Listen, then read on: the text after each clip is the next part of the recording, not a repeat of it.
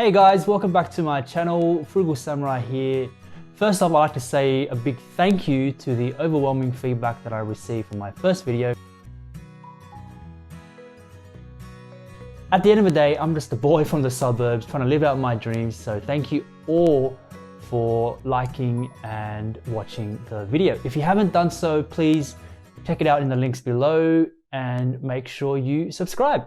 Today's video is actually going to be on 6 financial lessons that we can all take away from COVID-19. Now, I'm not suggesting for one moment that money is more important than our health and well-being.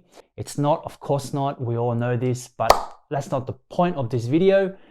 The point of this video is to understand what we can all learn from a financial perspective when a crisis occurs.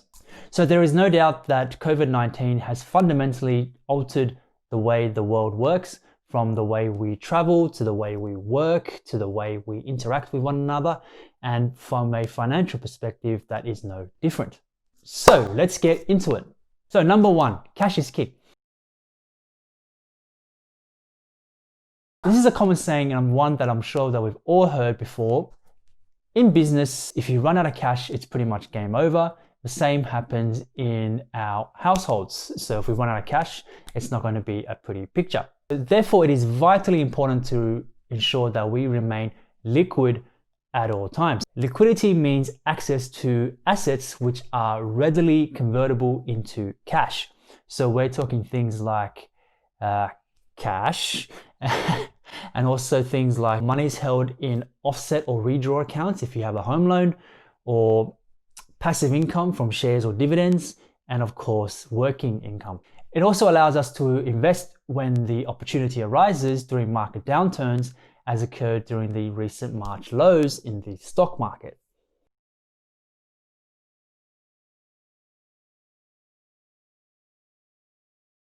Now, I have friends who wanted to invest but were not able to because they did not have access to readily available forms of cash. Conversely, I have friends who were able to take advantage of the opportunities that the market presented because they had spare cash available. But most importantly, being liquid allows us to survive financially through the hard times. Number 2, which is to master our own finances.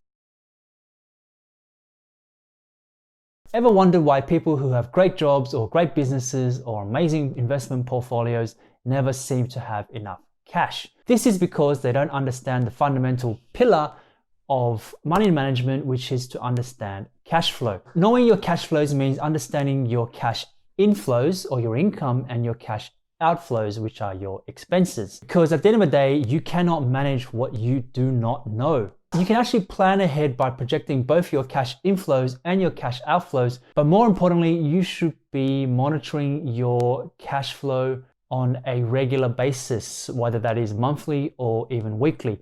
Mrs. Frugal Samurai and I actually set a dedicated time aside called Accountability Sunday on Sundays, in which we go through things like the good, the bad, what we can improve on, and the downright ugly in terms of her shoes. Please do not hit me, Mrs. Frugal Samurai.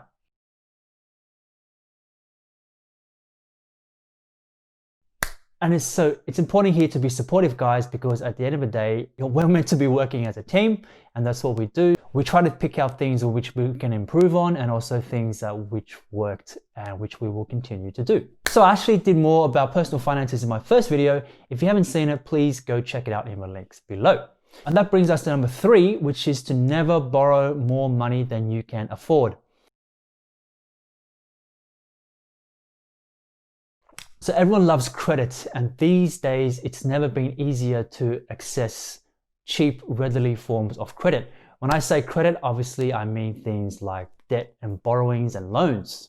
But there is a fundamental difference between good debt, which is to buy assets which are income generating, like investment property or shares, versus borrowing to take on bad debts or to buy things which are non-income generating, such as a car or holiday or the latest gadgets. Irrespective, we should only be taking on loans which we can afford to repay in the future so that it does not cause financial stress in our lives.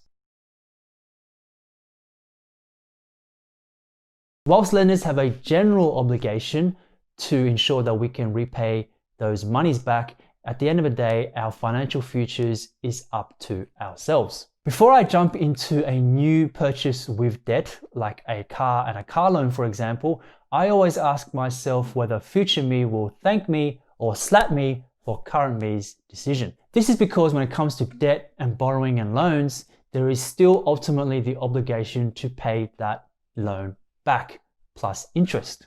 This brings us to number 4, which is to have an emergency fund. I think the events of the last few months has highlighted the importance to everyone of holding an emergency fund, because there are always going to be things from left field which come out of nowhere which knock us off our purchase. And that's why it's important to have financial buffers or emergency funds to allow us to financially survive during these tough times. There is no hard and fast rule when it comes to having an emergency fund. A general rule of thumb is to hold 6 months of living expenses plus interest repayments stashed away in the bank for ready access. But if you guys are interested, let me know in the comments below, and I'm more than happy to share a video on how to set up an emergency fund later on. Oh, and this brings us to number 5, which is to YOLO or not. Now, as a millennial, I've seen many of my peers YOLOing the hell out of life. New house, yes. New car, yes. New boat, yes. New holidays, you bet. Now, I'm not immune to a bit of YOLO myself. And it's so easy to be flush with cash when the times are good. But as a great man once said, it's only when the tide goes out that we find out who's been swimming naked. Now, I'm not a voyeur. I try not to be. But I think this current downturn has left many of us who went a bit cray-cray in the past. And this brings us to number 6, which is not all income is the same. You have things like your active income, which is income from your job or your businesses. And then you have passive income, which is income that rolls in without us actually having to lift a finger. So for many of us who only held one primary source of income from our jobs, it is extremely daunting to face the prospect of that income being stopped like that. This is why it is so important to achieve passive income, which continues to flow in despite us not being able to work. So passive income are things like dividends from your shares, or rent from an investment property, or royalties if your name is Beyonce, or even advertising and sponsorships and third-party affiliate marketing if you have a personal finance blog. Now, unfortunately, I don't have any advertising or sponsorships, but hey.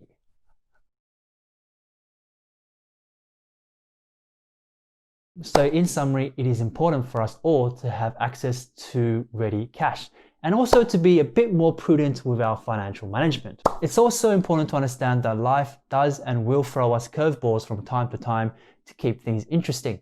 An emergency fund. I cannot stress the importance of holding an emergency fund, especially during the last few months when the sky looked ready to fall on our heads. So hopefully we all learned something here today, guys. And if you like this video, please do me a favor. Click on the subscribe button below, subscribe to my channel, hit the little bell, click the notifications on, and I will see you next time. Bye, guys. So in summary, it is important for us all to have form. So in summary, it is vitally, or royalties if your name is Beyonce. I'm not immune to a bit of YOLO. As a millennial, I've seen many of my peers YOLOing the hell out of life. Now, because at the end of the day, you want to help each other, and that's what we do. We help each other. Number 1, cash is king. Oh. Okay, so now.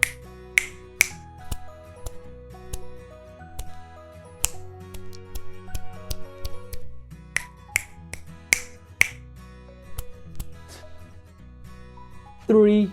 Is it rolling?